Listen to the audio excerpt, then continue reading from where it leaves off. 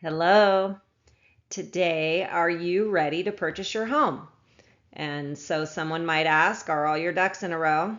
And I'm here to make sure that all of your ducks are in a row. Our agenda that we're going to be discussing is understanding homeownership, financial preparedness, the importance of your credit score, long-term responsibilities with homeownership, and home maintenance essentials. Understanding homeownership. It certainly has its ups and downs, but it is an amazing accomplishment.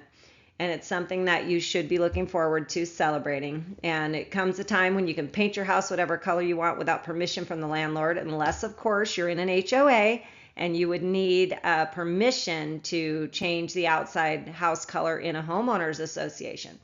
And also, you can plant gardens, modify your landscaping, again, if you're not in an HOA. Also, if it doesn't have a conservation easement. So this is something your agent should be finding out for you. If it does have a conservation easement where the previous owner took out the grass in exchange for this easement, or they got some money for that, you're not going to be able to put grass back in. So these are things you really want to know, especially if you dream of having grass or certain things or a pool. Like, you need to know this up front. Just remember, it's a responsibility that you have to pay your mortgage or the bank can take your home from you, and you should keep up your home maintenance. If a property is super dilapidated, you might not even be able to get a homeowner's insurance, or they'll cancel it. So I know you're not going to let your house get that bad, but it's just something to remember that the little repairs along the way avoid major repairs later. You might have to make some sacrifices, like skipping that Starbucks once in a while. Ask yourself these questions. Am I financially stable? Do you have 3 to 6 months worth of living expenses put away?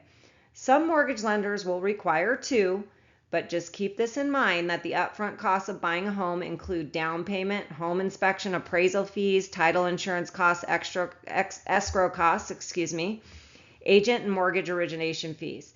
And depending on your loan, there are going to require reserves, which is a couple months payments in the bank. And this varies per mortgage lender. You will need to evaluate the reality of what your monthly expenses will look like.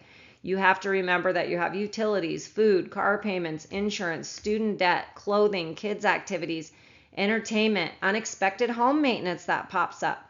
And you won't have a landlord to call to fix these things for you. And I'm not trying to be Debbie Downer, but just, if you're renting, sometimes the utilities might be included, or the landscape maintenance or things like that. So be prepared to do some maintenance on your own if you need to save money, or to be taking on these expenses in addition to your mortgage payment. Am I ready to take the responsibility for all the costs that come with being a homeowner? Is your income steady? Mortgage companies don't just want to see how much money you make. They want to see stability, a 2-year work history usually.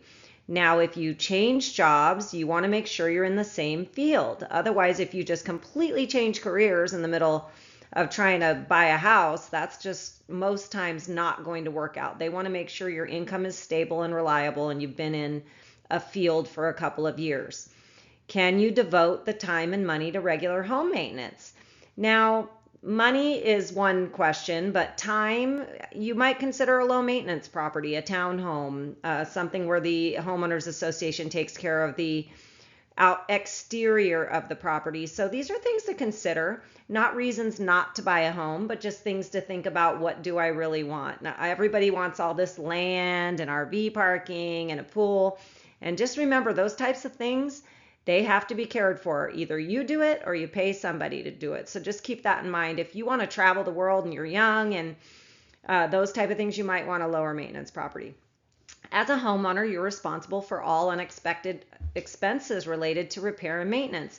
If something breaks or goes wrong in the house, it's recommended to have the income or savings to cover these unexpected costs. And I'm going to give you an example of something that happened to me where my control board went out in the middle of the hot Las Vegas summer. That's a $2,100 repair, or at least it was, and that was years ago. A new air conditioning unit can be $8,000 to $12,000.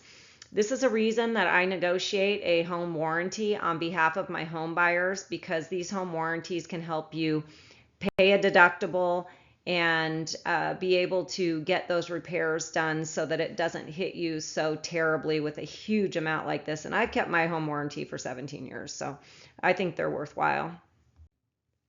All right, so the question no one wants to ask, what's your credit score look like? And your credit score is huge in buying a home because it dictates what loans and interest rates you're going to qualify for. It tells your lender how risky it is to lend money to you, and it shows how consistently you pay your bills and debts.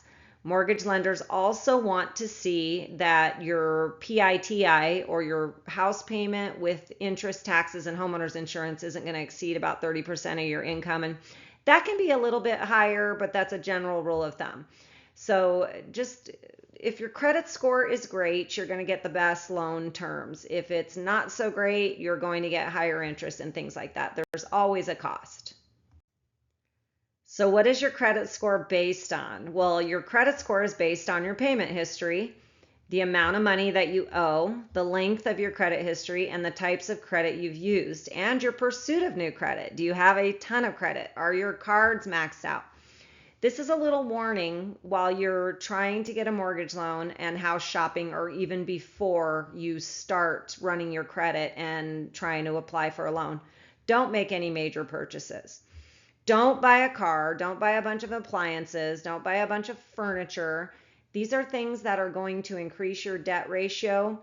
And some people have been pre-qualified for a mortgage and in a contract on a house, and then they go buy a bunch of furniture and things like that, and it throws their ratios off and they lose their loan. So please be patient. Close on your house, get the keys, and then go shop for furniture. Now we're talking about credit. How can you improve your credit score? Well, number one, pay your bills on time.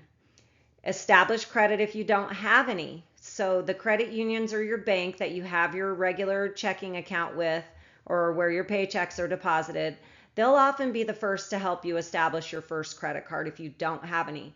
Also, department store credit cards, even if the limit is small, they're easier to get, and you can use it a little bit and pay it off over and over again. And this starts creating a monthly revolving account history. Stay within the limits of any of your credit cards. Keep them low. Do not max out your credit cards. That does bring down your credit score. And if you're in trouble or you have high debt ratios, things like that, get some credit counseling. They can negotiate on your behalf a lot of times and get some debt down or get rates down for you. Most important too is to pay your utilities on time. People don't think about this or think it counts. But when you go to a mortgage lender, let's just say you're a young person with only 2 credit cards and you need a third credit line, you could go to your utility payment history as an alternate credit line for them, and showing the fact that you cared enough to pay that on time. These are things that can be used to help you get your house.